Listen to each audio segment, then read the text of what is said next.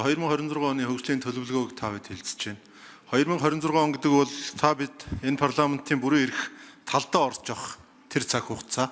Тэм учраас энэ бол одоо бид юу хийж чадах вэ гэдгээл ер нь нэлээд ихэвчлэх ийм л одоо хөгжлийн бодлогын бичиг баримтын талаар бид ярьж байна гэж миний хувьд бол ойлгож байгаа. Гэхдээ бас энэ 8 сард эхэлсэн 14 мега төсөлгөө цаасан дээр байсан энэ зүйл 20 жил улс төрчсөн бизнесийн улс төрийн бүлэглэлүүдийн дундах маш том тэмцэл дундуур явж ирсэн энэ гашуун Сүхбаатарын төмөр замыг бас холбож чадсан 14-ийнхөө нэгийг эхлүүлж чадсанд бас би бол бас талархалтай байна. Тэгээ том төслүүд хэрэгжих гэж нэлээд болдгийм байна л да. Ер нь эцсийн шийдийн гартлал ер нь тэгээ гашуун Сүхбаатарыг ярих болгонд л янз янзын асуудлууд бас сөхөгдөж гарч иж идэг юм байна. Тэгэхээр дараагийн 13 төслүүдээ бас амжилттай явуулах нь та бидний хувьд бол их төлөвлөж чухлаа гэж ингэж үзэж байгаа юм. За энэ хөгжлийн энэ төлөвлөгөөн дээрээс би нэг дөрвөн асуулт байна. Нэгдүгээрт энэ стратегийн ордуудыг ер нь ямар төвшөнд одоо зүгээр эргэлтэнд оруулнаа гэсэн ийм зүйл ярьж байгаа. Энэ 16 ордоо ярьж байгаа юм уу? Нөгөө цаана 30 хэд байгаагаа ярьж байгаа юм уу? Энийг ер нь нэлээд тодорхой болгочвол яасан юм бэ? Тэгээ тэр энэ уул уурхайн салбар дээр ажиллаж байгаа компаниуд ач бодлого нь ойлгомжтой, иргэдтэй ч ойлгомжтой. Тэгэхээр би энийг нэгдүгээрт асуух гэж. Ер нь одоо энэ Монголын өрх болгонд энэ эдийн засгийн өсөлтийг оруулахад энэ уул уурхайн салбараас энэ боловсрол, эрүүл мэнд, орон байр гэсэн, орон сууц гэсэн энэ бодлого ч л одоо айл өрхийн хаалгаар хамгийн түрүүнд орхол ийм л бодлого болсон болж байгаа л гэж ингэж үзэж байгаа. За хоёрдугаарт нь энэ Эрдэнэс 5 толгойн хувьцаатай холбоотой ялангуяа төрд одоо 1 сая төгрөгөөр өгсөн 3 хуваагаад өгсөн гэдэргээд маш олон хүний гомдол байгаа. Энийг одоо бас засгийн газрын тэргүүн бол хэрэглэх рүүгээ энэ одоо асуудлыг судлаад ер нь танилцуулаа гэдэг ийм чиглэлийг өгсөн. Энэ ер нь ямар төвшөнд яваа вэ гэдгийг хоёрдугаарт асууя. Гуравдугаарт энэ татвар нийгмийн даатгалын энэ шинжилгээний асуудлууд засгийн газар бас өргөн барина гэсэн. Одоо ингээд энэ чинь ингээд зах цухаас нь 30 төвшүүлээ шүүрч аваад дундаас нь нэг багасаах ингээд нэг тийм нэг косметик маягийн өөрчлөлтүүдийг өргөн барих гэдэг ингээд байгаа. Миний хувьд бол засгийн газар бүр нэг өргөн бариад үнэхээр нэг татварын шинжил болгож тэр аж ахуй нэгжүүдэд дэм болох нийгмийн даатгалын шимтгэл одоо тэр хураамжууд нь яг ямар хуу төвшөндөө байх юм. Энийг ер нь яг хизээ өргөн барих юм бэ? Энэ дэр бүгдээрээ нэг тийшээ харна гэхээс биш энэ татварын бодлого нийгмийн даатгалын энэ асуудлыг ингээд хэсэг гişүүд зүгээр барьж аваад ингээд яваад байх нь би бол нэг хайхтар тийм урт настайч байж чадахгүй болоо даа л гэж л ингэж бодоод байгаа. Гэхдээ засгийн газар өргөн барина гэснээрээ энийг хурдан өргөн бариач. Яг ямар хөө юм өргөн барих гэдэг юм бэ? Энэ том төслүүд хэрэгжиж эхлэхээр бидэнд бас боломж гарна гэж ингэж бас танилцуулж ирсэн. Тэгэхээр энэ дээрээ бас ямар бодолтой байна. Дээрээс нь энэ хөдөө аж ахуйн салбартай холбоотой нэг асуудал байгаа.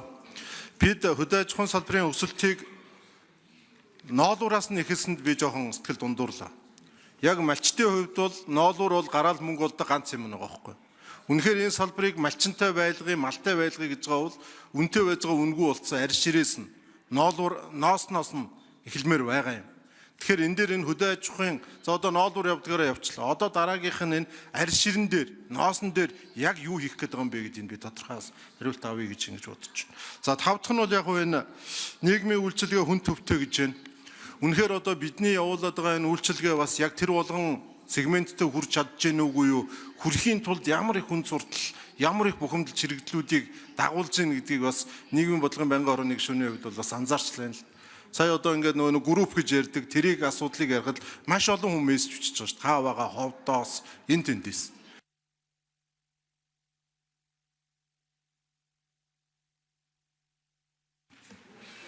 За Лувсан намын Ган Төмөр сайд хариулт өгье. За Идэрбат гишүүний асуултанд хариулъя. Ер нь уул уурхайн салбар дээр бол их ойлгомжтой бодлого гарсан шүү дээ. 2008 онд стратегийн орд байна. Стратегийн орд бол одоо бүс нутаг болоод улс орны эдийн засагт ийм хэмжээтэй ордыг стратеги гинэ гэж нэг. Хоёрдугаарт бол үндсэн хуулинд өөрчлөлт орсон. Уул уурхайн баялагын өгөөжийн 51% бол Монголын талд байна гэдэг. Тэгэхээр бол энэ томоохон орд газрууд эргэлтэнд орохдоо үндсэн хуулийн заалтыг бол гарцаагүй баримтлана. Мөн стратегийн ордын тодорхойлолтод орж байгаа айлууд бол стратегийн орддоо хамрагдана. Энэний гадуур бол одоо гарах боломж бол байхгүй гэж харж байгаа. Хэрвээ стратегийн ордын гадуур гарья гэж байгаа бол стратегийн орд гэдэг тодорхойлолтыг өөрчлөх хэрэгтэй. Энэ тодорхойлолтод багтахгүй байгаа орд болгоныг бид нар татаж авчираад 34% авъя гэж зүтгэж бас болохгүй. Тэгэхээр тухайн орд газар дээр хийж байгаа дүн шинжилгээ нь өөрөө үнэн бодиттой байх нь хамгийн чухал байна. Тэгэхээр үнэн бодиттой дүн шинжилгээ хийх чадамжийг одоо манай уул уурхай яам өөр дээрээ бий болгох шаардлага байна гэж харж байгаа. Энтэй уялдуулаад ер нь энэ уул уурхайн салбар дээр уул уурхайн бүтээгдэхүүний баялагын 51% нь Монгол талд оногдож байгаа учраас цаашдаа татвар бол уул уурхайгаас бусад салбартаа бол хөнгөлөгдөнө гэдэг ийм логик аяндаа гараад ирж байгаа. Уул уурхайхаа орлогоор ерөнхийдөө бид нар багш эмчнэрийнхээ цалин тавих юм байна. Цагдаа сэргийлэх, төрийн алба үйлчилгээ. Бусад салбар нь бол нэн хөнгөлөлтөй буюу татврын маш эерэг одоо орчныг өгжээж уул уурхайтай улсууд босоод байна л та. Тэгэхгүй бол уул уурхайгаас бусад салбар нь бүдгэрчгээр тэр орон зай алга болцохоор улс орны эдийн засаг эрсдлэх өндөртэй байгаад. Тийм учраас бол татврын шинжилэл яаж хийгдэх вэ гэвэл уул уурхай ба бусад гэдгээр хийгдэнэ. Бусад салбар дээр бол нэн хөнгөлөлтөй татврын орчин өгнө. Зүгээр энийг өгөхийн тулд бид нар уул уурхайн өнөөдөр оруулж ирж байгаа мөнгөнийхөө хэмжээг баталгаатай харах гээд цаг алдаад байгаа юм. Жишээлбэл одоо нүүрсний үн $80 хэд унахгүй байхад бид нар татврын шинжилгээ хийж болж байна. Яг одоо боловсруулж байгаа шинжилэлээр бол 3-4 их 80 төгрөг багасгаар байгаа. Татврын орлого тал. Тийм учраас 3-4 их 80-ыг багасгахад бид нар дааж гарах уу? Төрийн албаны реформ маань ийм зардлын хэмнэлт өгөх үү? Мөн нүүрс $70 доошоо унах юм бол бид яах вэ гэдэг зүйлээ бүтэн харж агаад асуудлаа оруулж ирэх гээд байгаа маа. Манай гишүүд бол одоо яарч байгааг бол мэдж байна. Тэгвэл бид нар энэ зургийг ингээ бүтэн харж байгаа шийдвэр гаргахгүй бол тийм хөнгөн хумгай шийдвэр гаргавал бид нар цалингийн асуудал дээр тулахаар байгаа шүү. Тэгэхээр энэ стратегийн ордууд тэгээ уул уурхайн бүтээгдэхүүний үн татврын реформ 3 болон нийгмийн даатгалын шинжилэл бол бүгдээрээ уяатай. За Жаданбийн 2 сайд нэмж хариулт өгье.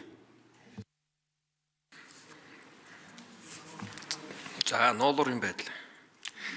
Ноолуур бол Монгол улсын дэлхийд өрсөлдөж байгаа гол хөдөөжин гаралтай түүхэд. Австрали ноолуур, Америк ноолуур, Орос ноолуур гэж байдгүй. Монгол ноолуур гэж байгаа. Тэгэхээр энийг бид нар боловсруулалтын төвшингийг ахиулж ноолууроос олох орлогоо валютаа нэмэгдүүлэх бодлогыг цагаан алт хөтөлбөрийн хүрээнд хэрэгжүүлж байгаа. Тэгэхээр энэ жил бол бид ноолуураа 100% самнаж экспорт гаргана. Ингэснээр түүхий гаргаж ирснаас $250 сая нэмүү өртөг Монгол улсад татвар, ажлын байр ашиг болж үлдэнэ. Энэ бодлогоос охорохгүй. Бага нөөцөө гаргаад тодорхой хэмжээний эргэлтийн зээл гарсан. Монгол банк бодлогын хувьд маш сайн дэмжиж байгаа. Одоо өнөөдрийн байдлаар нийт ноолуурын 55%-ийг үндэсний үйлдвэрүүд худалдаж авч чадсан байна. Одоо баруун За 2 сайд гүйцээж хариулъя. Одоо баруун бүсийн 5 аймгийн ноолуур самлал идэх эхэлж байна. Энэ зориулж Монгол банкнаас өрийн бичиг салбарт гаргаж өгч эхний ээлжийн 250 тэрбум төгрөгийн хөөсөр шийдэгдсэн арилжааны банкуд холбогдох гэрээний ажилд ороод ажиллаж байна. Ингэснээр энэ жил бид сүүлийн 30 жил анх удаа үндэсний үйлдвэрүүд ноолуураа авч экспортын одоо буюу валютын дэс бүрдүүлэх томоохон болцоо бүрдэж байгаа. Ноос болон арь ширэн дээр асуудал хүнд байгаа. Үнэхээр нэг хэсэг өндөр үнийг бий болгож үндэсний үйлдвэрүүдийг унгаах ийм арга хэмжээ явагдсан. Энтэй холбоотойгоор ноосны болон одоо арь ширний үйлдвэрүүд нэлээд хүндэрсэн хэдий ч цагаан алт бодлогын хүрээнд хөрөнгө оруулалтын бөгөөд эргэлтийн одоо дэмжлэгүүд авснаар салбарын одоо гүн боловсруулалтын чанар нэлээд нэмэгдэж байна. За Евразийн эдийн засгийн холбоотой байгуулах гэрээний үр дүнд манай хүйтэн бүсийн зах зээл уламжилт ноос арь ширний зах зээл мөн махны зах зээл. За өдөр төгшин болсон уу? За тодруулж сууя. Тэ гантумар сайд би бол яарах биш яг л одоо таны наад хариултыг л хүлээжсэн байхгүй юм. Чи бидээс татврын бодлого энэ юм аа бас нэг цонхоор хардаг чи бүхэл бүтэн улс шүү дээ бас.